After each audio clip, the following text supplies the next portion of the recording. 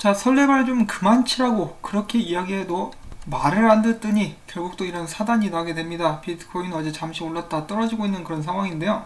지금 현재 가격은 7,463불, 뭐 그렇게 크게 떨어지진 않았습니다만 올리는 척 하면서 쭉 내려버리는 그런 모습을 보여주고 있죠. 여기까지 올리면서 숏들 뚝배기를 이렇게 시원하게 부셔주고 쭉 내리면서 롱들까지 잡아먹고 있는 극악무도한 이 세력들의 모습을 보고 계십니다. 세력들은 피도 눈물도 없죠. 세력들을 바늘로 찌르면은 피 한 방울 안 나오는 대신 이제 개미들이 쏟아져 나오겠죠. 무시무시한 놈들입니다. 개미들을 잡아먹고 사는 놈들이에요. 자, 그럼에도 불구하고 비트코인은 매일매일 성장하고 있습니다. 오늘은 어떤 일들이 나와 있는지 한번 또 보도록 하겠는데요. 일단 오늘 2억 개의 테더가 발행이 되었습니다. 그래가지고 사람들은 정말 신나하고 있었습니다. 이것이 떡락 나오기 전이었는데요. 펌핑 온다라고 좋아하고 있었는데 알고 봤더니 테더 발행이 아니라 옴니에서 ERC20로 전환시키는 그런 과정이 있어가지고 총 공급량은 변하지 않은 그런 상황이었습니다. 자, 그리고 계속해서 대한민국 암호화폐 거래자들로부터 세금을 징수한다는 소식이 많은 논란을 낳고 있습니다. 업계에서는 일단 세금을 걷는 거는 당연한데 일단 관련 인프라라도 정비를 먼저 한 후에 세금을 부여해라. 먼저 제도권에 올려놓은 다음에 세금을 뜯어가야지 아무것도 안 하고 세금만 뜯으려고 하냐, 이런 식으로 불만을 표현해내고 있는 그런 상황입니다. 근데 뭐 CR도 안 맥히겠죠. 고요 속의 외침에 불과합니다. 자, 그 다음에 중국으로부터 나온 소식, 중국의 디지털 화폐 테스트 단계에 돌입했다라는 소식인데요. 중국 선전과 수저우에서 시범을 실시할 예정이라고 밝혔습니다. 자, 이는 역사의 길이 남을 전세계 첫 번째 디지털 통화 런칭으로 전세계에 알려지게 될 것인데요. 중국을 필두로 해가지고 전세계에서 디지털 통화가 발행이 되는 것은 앞으로 자주 있는 일이 될 것이라고 생각을 합니다. 국제결제은행에서도 각 나라들 보고, 각 나라 중앙은행들 보고 디지털 통화 빨리 발행하라고 압박을 넣고 있으니까 그런 움직임 가속화가 될 것이라고 예상을 해볼 수가 있겠죠. 자, 그리고 한 가지 흥미로운 소식이 나왔는데요. 중국 블록체인 순위가 나왔습니다. 이오스가 1등을 차지를 했어요. 그리고 비트코인은 처음으로 탑 10 안에 들어갔다고 하는데요. 이 반면에 이오스를 정말 싫어하는 사람들이 있죠. 와이스 크립토 레이싱스 이오스의 등급을 하향 조정했습니다. 이유는 바로 탈중앙화 실패라고 하네요. 자, 어느 쪽이 맞을까요? 알아맞혀 보세요. 딩동댕. 시간이 가면은 답이 나오게 되지 않을까 싶은데요. 이오스 팬들도 많으시기 때문에 잘 될 수 있기를 바라봅니다. 자, 그 다음에 잔커탄. 자, 무슨 소화제 이름 같기도 하고 이가탄이 생각나는 그런 이름인데 마지막 몸부림을 치면서 비트메인 주주총회를 열었습니다. 그러나 완전히 개망신 당했다라고 합니다. 주주총회에 참석한 주주는 잔커탄이 왜 주주총회를 개최했는지 모르겠다, 스스로 치욕만 당했다, 우지한이 한 달 전에 비트메인에 복귀하면서 내부 사기는 나날이 오르는 중이다 라고 이야기를 했습니다. 자, 이런 걸 보고 흑역사라고 하죠. 흑역사가 하나 또 만들어졌는데 돈도 많으니까 웬만하면은 그냥 떠나서 유유자적하면서 살기를 바랍니다. 이름도 발음하기 힘든데 그냥 기사에 좀 그만 나오고. 자, 그리고 어제 저스틴 선 이더리움 이스탄불 하드포크에 축하한다는 인사를 날렸는데 그 뒤로는 이렇게 움직이고 있습니다. 이더리움 개발자들이 트론으로 개발 작업을 이전하는 것을 지원하고 싶다. 이리 와, 돈 줄게 라는 것이죠. 최근 이더리움 재단이 개발자들 지원금 관련해가지고 논란이 좀 일고 있는데 이 틈을 잘 타가지고 작년과 마찬가지로 개발자들을 꼬시고 있는 저스틴 선이었습니다. 자, 그 다음 비체인에서 비보트를 공개를 했는데요. 이 비보트라는 것은 탈중앙화 투표 플랫폼으로서 향후 비체인 재단 전략위원회 구성원 투표를 비롯해서 비체인 생태계 이익과 관련된 모든 투표가 진행될 예정이라고 합니다. 자, 그 다음에 최근에 또 열심히 급등하고 있는 알트코인이 있는데요. 테조스입니다. 급등의 배경에는 어떤 호재들이 있는가 잠깐 살펴보도록 하겠는데요. 첫 번째로는 바이낸스가 테조스 스테이킹 서비스를 시작, 그리고 마찬가지로 싱가포르 코인 거래소 디지파이넥스도 역시 테조스를 상장하게 됩니다. 그리고 또한 스위스 거래소에서 테조스 ETP를 출시한 바도 있었고요. 이런 식으로 테조스 관련된 스테이킹 소식은 계속해서 들려오게 될 것입니다. 참고를 해주시면 좋겠죠. 이 스테이킹 소식이 나올 때마다 가격이 올라가면은 앞으로 지속적인 상승 예상을 해볼 수가 있겠습니다. 자, 다크코인 중에 하나죠. 대시, CEO가 이야기합니다. 대시의 지분증명 메커니즘을 도입할 수 있다. 작업증명 메커니즘이 대시 채굴자들에게 이익을 제공하고 있지 않다. 자, 이 채굴자들은 돈이 없으니까 당연히 대시를 던지겠죠.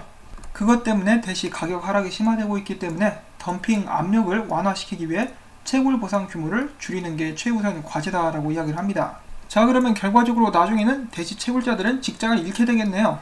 전부 다 비트코인으로 옮겨가서 비트코인 채굴할 수 있기를 바라봅니다. 자, 그 다음에 우크라이나에서 희소식이 나왔습니다. 우크라이나 의원들은 새로운 법안을 받아들여 암호화폐를 자산으로 분류하고 암호화폐 거래와 지불, 투자, 전송을 합법화시켰습니다. 특히나 이 기사에서 부각시키고 있는 것이 암호화폐 합법적인 지불인데요.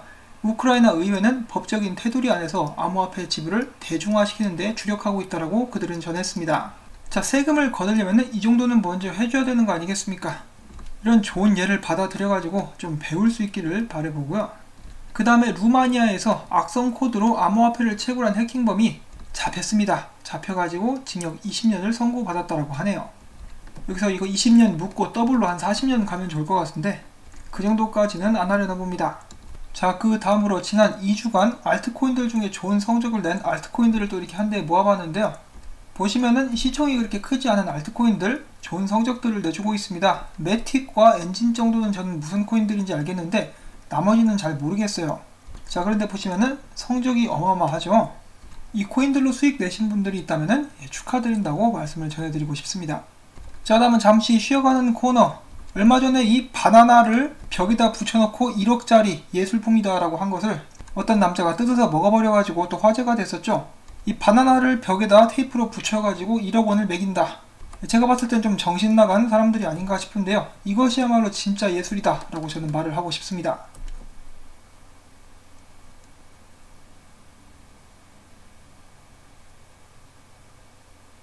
멋지죠? 친환경적인 그런 예술이기도 하겠습니다. 자, 그 다음에는 비트코인 관련된 소식들로 넘어가 보도록 하겠습니다. 150달러 상당의 자산 관리사인 스톤 리치가 SEC에 제출한 새로운 비트코인 선물 펀드가 승인되었다는 소식입니다. 당연히 현물이 아니라 현금 거래가 될 것이라고 하고요. 거래소에 상장되지는 않을 것이고 오직 기관 투자자들만 $10,000 단위의 거래가 가능한 펀드가 될 것이라고 그들은 이야기를 하고 있습니다. 자, 계속해서 비트코인 관련된 현금 거래 파생 상품들이 나오고 있는데요. 아주 그냥 비트코인을 이용해 먹으려고 안달이 난 사람들이 굉장히 많은 것 같습니다. 나중에는 비트코인도 정말 금처럼 그들의 손아귀에서 놀아나는 그런 모습이 될까봐 많이 우려스럽습니다. 자, 마찬가지로 이어서 벡트, 적군인지 아군인지 모를 이 벡트는 비트코인 관련된 두 종의 선물 및 옵션 상품 서비스를 정식 개시하기 시작했습니다. 자, 많은 분들이 기억하고 계실 라이트닝 토치, 이 비트코인을 선택받은 사람들이 계속해서 돌리면서 조금씩 더해가는 그 라이트닝 토치였죠. 이것의 창시자 호들넛이 그의 트위터를 통해서 4년 전 비트코인은 $300에 불과했다. 앞으로 향후 4년은 더욱더 놀라울 것이고 살아서 이러한 광경을 목격할 수 있다는 것에 대해서 감사한다라고 이야기를 했습니다. 그만큼 비트코인을 오랫동안 지켜봤다라는 것인데요. 아마 이 들고 있는 비트코인 숫자도 굉장히 많지 않을까 하는 생각이 듭니다. 앞으로 4년 후 저도 그렇고 이 영상을 시청하는 우리 모두 놀라운 일들을 경험할 수 있기를 바라봅니다.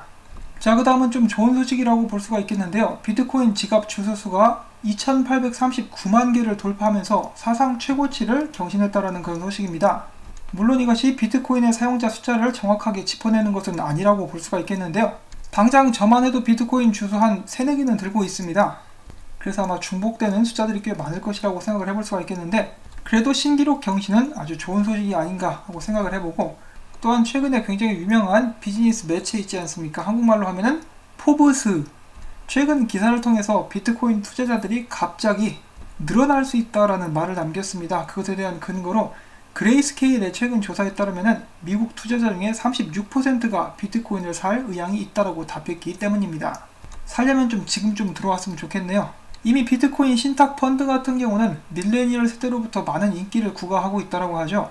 그런데 신탁은 현물 비트코인을 보유하고 있는 것이 아니기 때문에 그런 것보다는 정말 비트코인을 그 사람들이 들고 다니기 시작했으면 좋겠습니다. 자, 그 다음에 CME 거래 관련된 소식이 있는데요. CME 비트코인 선물 미결제 약정 잔고가 6개월 내에서 최저치를 기록하고 있다고 합니다. 이것이 무슨 의미냐? 이 연말을 앞둔 트레이더들이 거래 중단을 할 수 있는 가능성이 있다는 것인데요. 이 선물 시장에서 미결제 약정 잔고는 주로 시장의 건정성을 나타내는 지표로 사용이 되며 이것이 많을수록 신규 또는 추가 자본 유입에 대한 기대 또한 높아지는 것으로 알려져 있습니다. 그러니까 한마디로 CME 트레이더들이 이 비트코인 선물 거래를 줄여 나가고 있다는 것이죠. 이것을 계기로 삼아서 CME가 망해버렸으면 좋겠습니다. 화끈하게 파산 가자. 자, 그 다음은 계속해서 이어지는 비트코인 분석 관련된 소식들. 이 비트코인 주간 차트에서 3년 반 만에 처음으로 골든 크로스가 발생을 했습니다. 저희들이 많이 기대를 하고 있었는데요. 지금 현재 폭넓은 시장 약세 상황 때문에 매수세 촉발로 이어지지는 못할 수 있다라고 코인데스크는 이야기를 하고 있습니다. 비트코인 일봉을 보게 됐을 때 지난 4일 하락형 추세 저항선을 돌파했지만 아직까지 많은 매수자들을 끌어들이지는 못하고 있는 그런 상황이고요. 지금 현재 강세 역전을 확인하기 위해서는 7,870불을 뚫어줘야 된다라고 그들은 이야기를 하고 있습니다. 그렇게만 된다면은 8,500에서 8,672달러까지 빠른 속도로 추가 상승이 가능하나, 만약에 비트코인이 7,087불 아래로 떨어진다 그러면 6,500달러까지 자유 낙하하게 될 수도 있다고 합니다. 지금 이 추세선 위로 올라왔기 때문에 이 밑으로 떨구지 않도록 굉장히 조심해야 되겠습니다. 자, 그리고 여러분들께 꼭 보여드리고 싶은 차트가 한 가지가 있습니다. 이 차트를 공유한 사람은 켄터링 클라크라는 사람인데요. 그는 지금 현재 비트코인 차트와 2019년 2분기에 엄청난 황소장의 시작점인 2018년 12월 바닥간의 프랙탈 유사성을 발견했다라고 이야기를 하면서 이 역사가 반복된다 그러면 또 다른 상승장을 볼 수 있다라고 이야기를 남겼습니다. 차트를 좀 더 크게 보면은 이런 모습인데요. 자, 지금 일단 굉장히 유사하죠? 만약에 이것이 반복이 된다 그러면은 좀 있다가 쭉 올라가는 그런 멋진 모습도 구경을 한번 해볼 수가 있을 것 같은데요. 이에 대해서 조시 레이저는 이야기하기를 최고의 암호화폐인 비트코인이 현재 축적 단계에 있다. 이는 또 다른 지루한 가격 움직임의 징조다라는 진단을 남겼다라고 합니다. 그리고 또 조금 전에 추가적인 분석을 조시 레이저가 올렸는데요. 이 차트 분석을 남기면서 지금 현재 비트코인이 7,315달러 선에서 전쟁을 벌이고 있는데 이 밑으로 가게 되면 7,100달러 선까지 떨어지게 될 수 있다. 보시면은 지지선이 딱 거기에 위치를 하고 있죠. 그렇지만 지금은 상승세도 아니고 하락세도 아닌 중립적인 그런 상황으로서 아마 이 부근에서 축적 기간들을 계속 거치게 되지 않을까 싶다라고 방금 전에 남겼던 말을 다시 한번 반복을 해주고 있습니다. 그리고 또한 이어서 비트코인 롱숏 포지션을 보면은 이게 고장났나봐요. 지금 긍정적이라고 나와있네요. 이 수리기사 아저씨 불러가지고 빨리 AS로 고쳐야 될 것 같습니다. 전체적으로 비트파이넥스 같은 경우는 롱이 오히려 더 늘었고 비트맥스 같은 경우는 숏이 늘었으며 바이낸스는 이제 아직도 숏이 높은 그런 상황입니다. 비트파이넥스는 왜 그런지 모르겠어요. 항상 롱이 높습니다. 그것도 굉장히 극단적으로 높은데요. 이 사람들 혹시 이거 뽕 맞으면서 거래하는 거 아닌가? 라는 생각도 드는데요. 자, 저희들은 항상 비트코인의 움직임에 대해서 경계심을 가지고 조심조심 투자를 해야 될 것 같습니다. 어제까지만 해도 설레발 난무했었죠. 바닥을 찍었다. 지금이 적기다. 그런데 결과적으로 아직까지는 확실히 모른다가 정답이 될 것 같고요. 언제나 신중하게 여윳돈만 가지고 투자하실 수 있기를 바라봅니다. 비트코인의 장기적인 전망은 아직도 정말 밝다라고 생각을 하고 있고요. 지금 열심히 투자하면서 시간과 신경을 쏟은 만큼 그만큼의 보상이 여러분들께 주어질 수 있기를 바라면서 오늘 영상은 또 마무리를 짓도록 하겠습니다. 자, 도움이 되셨다면은 구독과 좋아요 그리고 계속해서 제가 이 채널 유지하고 열심히 일할 수 있도록 이 광고 영상 마무리가 될 때까지 재생 딱 켜놓으시고 그 시간 동안에 운동도 하시고 물도 많이 드시면서 여러분들 건강에 또 유익할 수 있는 그런 시간으로 만드실 수 있기를 바라면서 전 다음에 또 인사를 전해드리도록 하겠습니다. 안녕히 계십시오.